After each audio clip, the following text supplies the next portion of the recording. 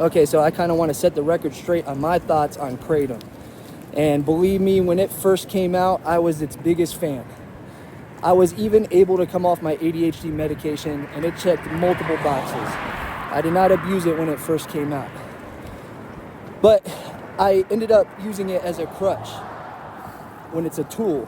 Instead of using it at high points or at low points, I used it during my high points too. And once it became daily, I was chasing after the effects as my body grew accustomed to the chemical that it releases, or the chemicals, right? Because I think it probably acts on different receptors. And, you know, the medical community is treating this like just a straight opiate.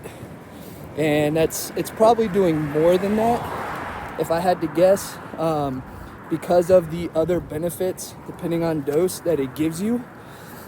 Because a lot of people will say, and maybe this is the case too for opiates, I am not an expert, I am not a doctor, but the mental side of it, people are saying is worse than heroin or the other drugs maybe they did in the past.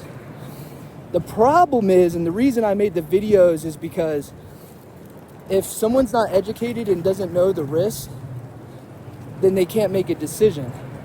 At the time, maybe I was naive.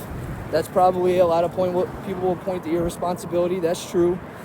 But I was under the impression that it was like coffee or like tea or like nicotine. That's what the only information at the time is. That's what it said it would be like to come off of. It would be like one of those substances, which is far from the truth. This had real health implications because I abused it.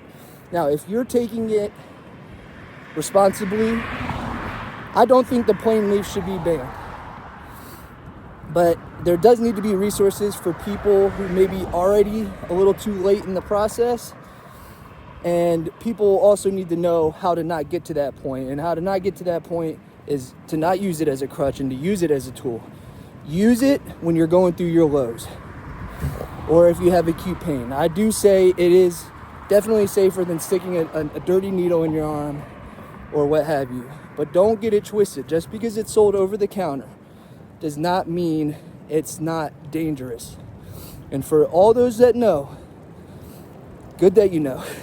For those who don't know, Kratom turns into 7-Hydroxy. And the reason why you might be going up in dose is because that receptor has been tickled a few too many times.